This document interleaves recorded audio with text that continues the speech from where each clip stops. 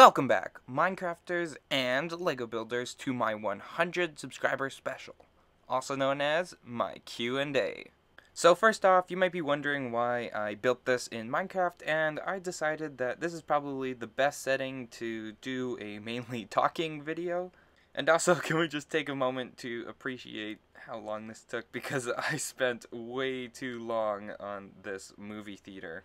But anyway, first off, I have to say a big thank you to everyone who asked a question, because obviously this video would not be possible if you guys didn't ask questions. So a big thank you to everyone who asked any questions. Okay, so before we get into our first question, I just have to say, if I had a movie theater this big that was readily available for me, I would be watching quite a bit of TV.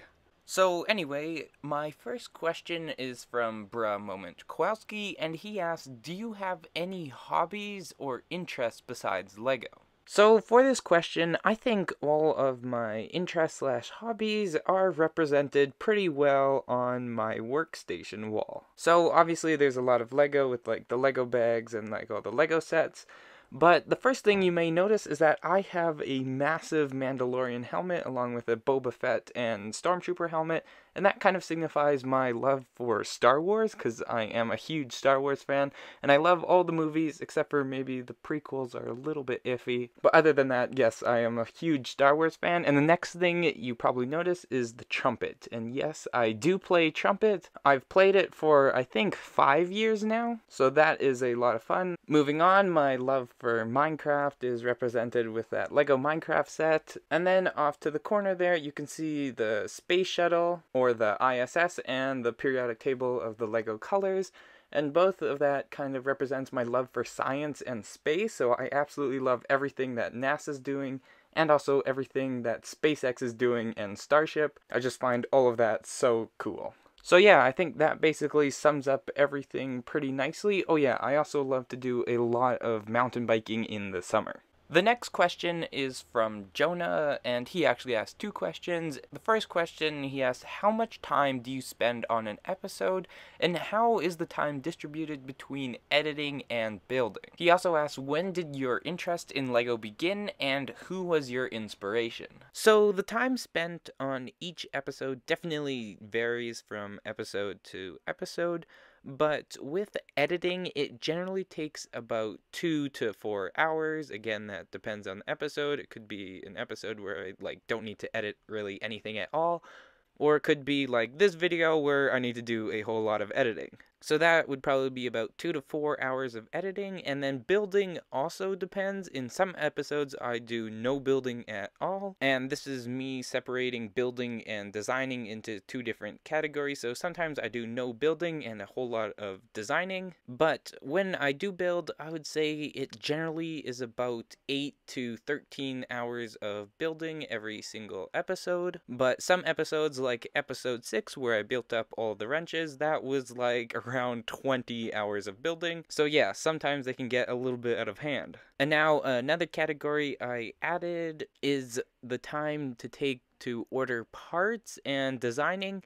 And this can actually be from 0 to about 10 hours, because obviously some episodes I don't need to design or order anything at all, and other times that's what the entire episode is about. So that could be about 0 to 10 hours. So overall that averages about to like 10 or 20 hours per episode, or if we take the average of that, that's about 15 hours for each episode. So I hope that answers that question. And for your next question, you asked when did my interest for Lego begin, and I have to say a long time ago, like probably when I was about 3 or 4, and that's basically as long as I can remember. I've liked Lego. I probably got like a set one day, and I have no clue what my very first Lego set was, but I probably got my set and I was just building it, and everything clicked together, literally and figuratively, you know, like the bricks clicking together. Oh, that was such a bad joke. But yeah, I've just loved building ever since, and I think Lego was the best way. It was readily available, and it was pretty easy to use, and obviously you can get more complex and more complex. Yeah, so I've loved Lego for basically as long as I can remember.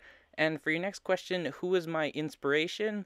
This varies from time to time. Right now, I'm taking a whole lot of inspiration from First Order Lego because he does a whole lot of really, really cool mocks and uses a whole bunch of cool techniques and just makes me go wow at his mocks each time. So I take a lot of inspiration from him, but before that, I think I took a lot of inspiration from Solid Brick Studios, so he does a lot of mock building as well. So yeah, that's where I get most of my inspiration for building Lego. Oh, and I can't forget Mumbo Jumbo. He is definitely a big inspiration, and I basically love everything that Mumbo Jumbo does. Next, Wes B asked, what is your estimated size of your collection, and that is brick count. Okay, Wes B, this is a little bit of a long and complex question, a little bit more complex than you probably might think.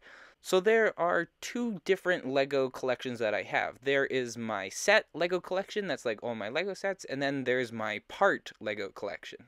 And both are about the same size, I think. So I went to Rubricable, which is a website that has an inventorying system where you can see how much your Lego collection is worth. And I know you're not looking for dollar amounts for the size of my Lego collection, so we're going to need to do some math to calculate the dollar amount into parts amount. So on Rubricable, my Lego set collection is just shy of $10,000, and that is at $9,608.55. So we're going to round that up to 10,000 because I think I'm missing a couple of things, and frankly, that's a lot easier to work with. So now we double that cost to incorporate the cost of my parts collection as well as my set collection, which again is about double. Now if we take the average price per piece, which is about 10 cents per piece, and divide our overall cost by the cost per piece, we would get the answer, except for that buying pieces by themselves is cheaper than buying the Lego set. So really it would be about 7 cents per piece out of 10,000 and 10 cents per piece out of 10,000 as well. And all of that math would give us a total of 242,857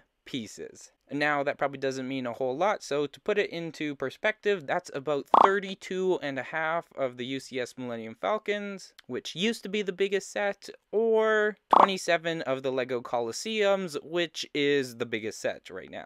So wow, I was actually not expecting it to be that high, and now that is a really rough average. But wow, I was not expecting it to be like 250,000 pieces that I have. The next question is from Joe, and he asks, do you play Minecraft, and what version?